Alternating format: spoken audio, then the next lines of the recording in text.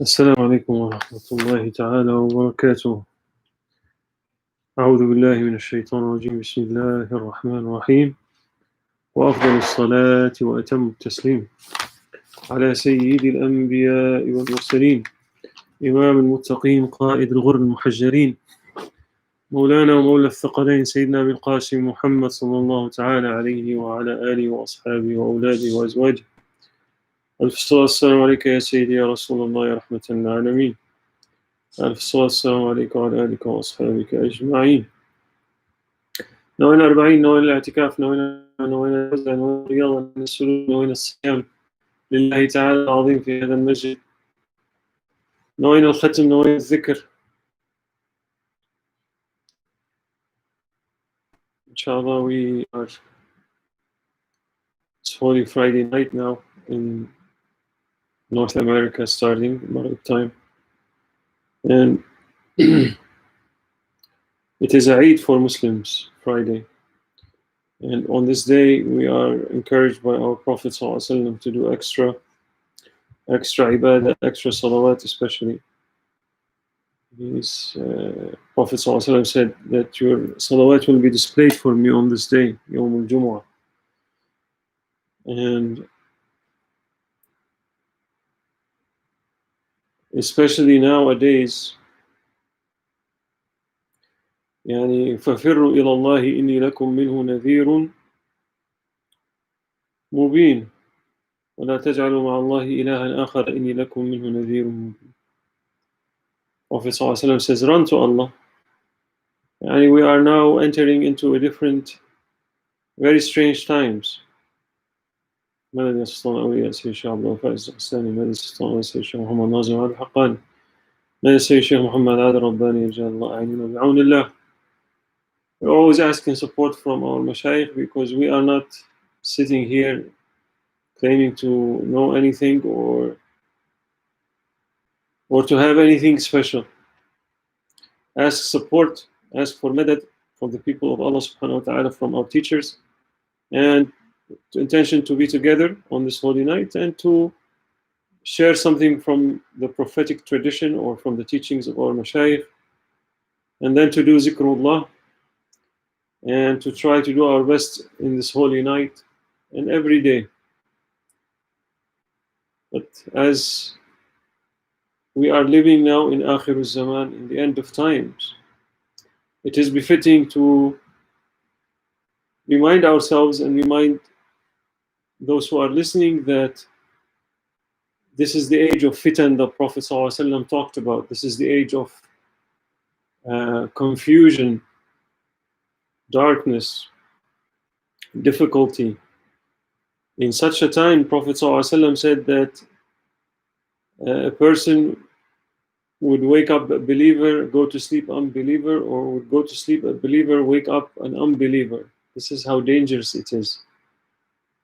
Even one of the mashayikh said that to leave dunya on Islam these days is a big ni'mah and minna from Allah subhanahu wa ta'ala, just to have husn al-khatimah, to leave this world with acceptable faith and iman is a big ni'mah, because confusion is not by days now, but by minutes, by hours. If people turn, you see it now, you see people's heads losing their heads because every minute they're hearing different news, every day coming with new fears, new worries, distracting people from what's important. The truth and the reality of the matter, as Maulana Shaykh Muhammad has been saying regarding what's going on with coronavirus and the state of the world that we're living in, and people not knowing it's conspiracy, it's really, it's not, this all doesn't matter. What Maulana Shaykh Muhammad is saying is that everything is in the hands of Allah subhanahu wa ta'ala. Your rizq is in His hands, and your state is in His hands, well-being is in His hands, health is in His hands, everything is in His hands. Nothing in our hands, nothing in the hands of people who claim to run things. Even they are in need, like everyone else, for Allah subhanahu wa ta'ala's mercy.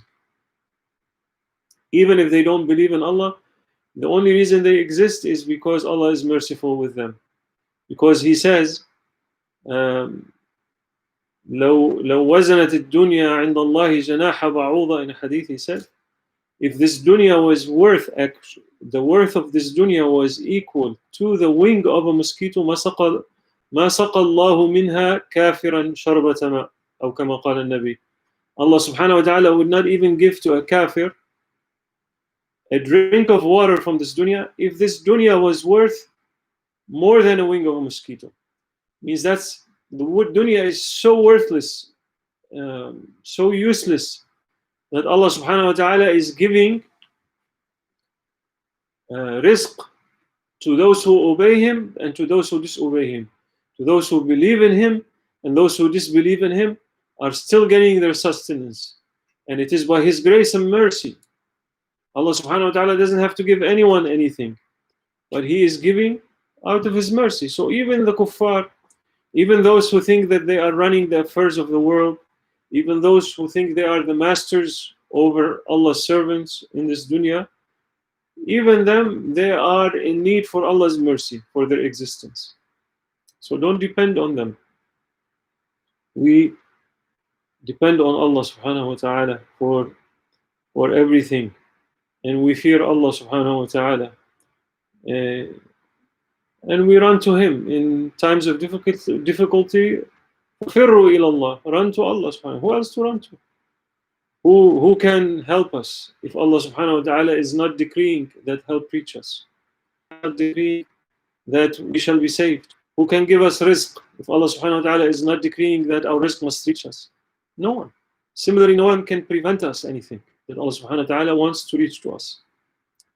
So we as Muslims, alhamdulillah, inshallah, in this in this month of Safarul Khair, this is the month of difficulty on the those who disbelieve and disobeyed Allah subhanahu wa ta'ala.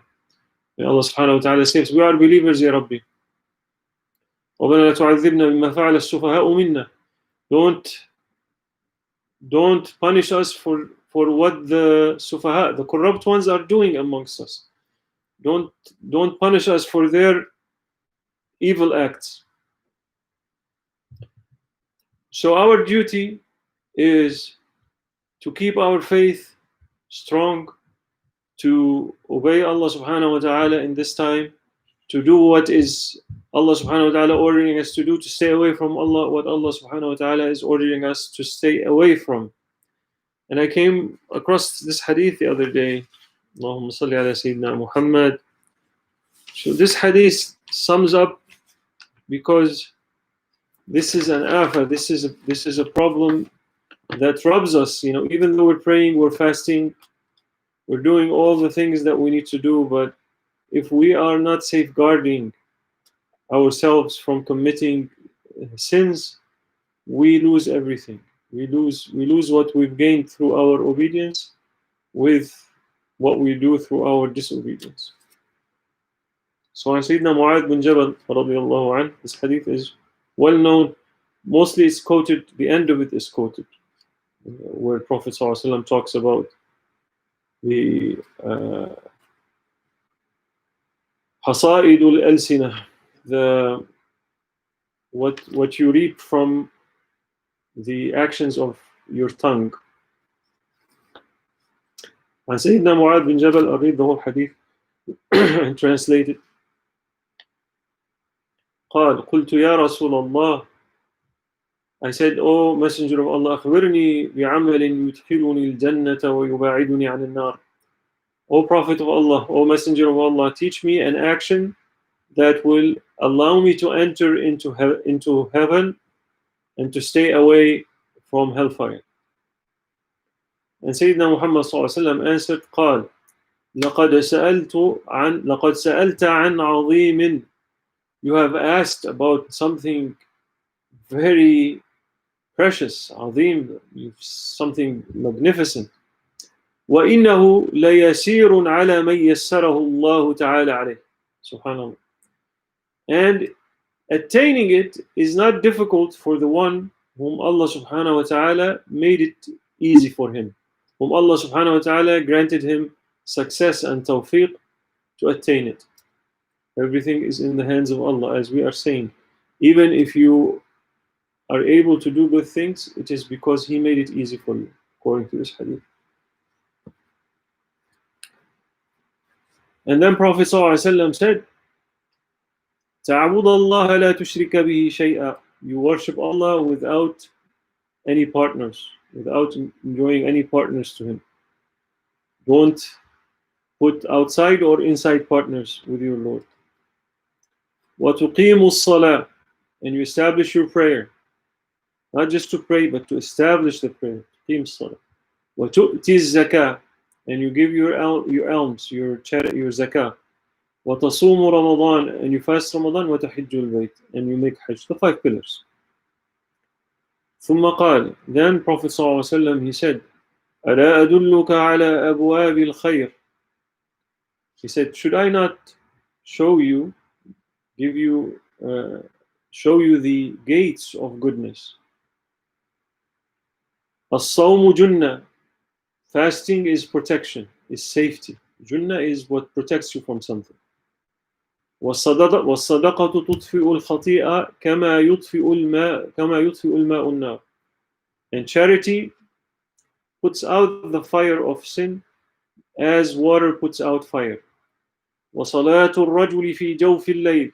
And the prayer of a man in the late hours of the night. Jawf is the inner part of the night, when everybody is sleeping. Your prayer at that time. تتجافى جنوبهم عن المضاجع يدعون ربهم خوفا وطمعا. That in Surah اللهم صل على سيدنا محمد السجدة تتجافى جنوبهم, that the believers they, even when they lay down and it is time to their sides, it's a metaphor that the side they're laying down on is resistant to rest. It wants to get up and sleep and pray, get up and worship its Lord. Then Prophet ﷺ said, ألا أخبرك برأس الأمر وعموده وذروة سنامه. And he said to Sayyidina Mu'adh bin Jabal, should I not tell you about, this is an ask, not asking should I not tell you, but it's like saying, let me tell you about رأس الأمر, the head of all things, the most important of all. The head is the most important part of a person. So it is used also, the head of things is the most important aspect of it. وَعَمُودُهُ, and the pillar with which it stands. وَذَرْوَةُ سَنَامِهِ, and the highest, Dharwa is the highest, Sanam is the most important thing about it. قُلْتُ بَلَى يَا رَسُولَ اللَّهِ.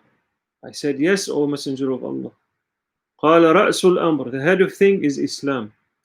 So it's a ni'mah. So one should thank Allah subhanahu wa ta'ala for it night and day. To be a Muslim, to say La ilaha illallah Muhammad Rasulullah is the head of things. If Allah gave you that, you should know that this is a great minna and ni'mah from Him. وَعَمُودُهُ الصَّلَاةِ, and the pillar with which Islam, with this affair of ours, means this religion stands, the pillar that this whole building of religion and Islam stands on, the main pillar is Salah. So people, how much you hear about the importance of Salah, and how much our egos are resistant to establishing prayers on time, although it is the most important aspect of establishing your religion is to establish prayers. And if you don't establish prayers, everything else is going to suffer in your faith. إن الصلاة تنهى عن الفحشاء والمنكر والبغي. That salat is going to stop you from doing all the evil things and the bad things and the negative things. And then Prophet ﷺ said, وَذُرْوَةُ سَنَامِهِ الْجِهَادِ. And the highest action one can do in this faith of ours is to struggle. Is to struggle against inner and outer enemies. Jihad. Then Prophet ﷺ said, أَلَا أُخْبِرُكَ بِمَلَاكِ ذَلِكَ كُلِّ. And this is subhanAllah. Yani look, Prophet ﷺ described the entire faith and what it's built on, and the most important of it, and actions like praying in the middle of the night, charity, fasting, everything. And then he said, should I not tell you about that upon which all this, yani, this thing that I'm going to tell you is a sign that your religion is established, or it is the thing that will demolish your whole building. ملاك ذلك كله. فقلت بلى يا رسول الله. I said, yes, O Messenger of Allah. Sallallahu alayhi wasallam.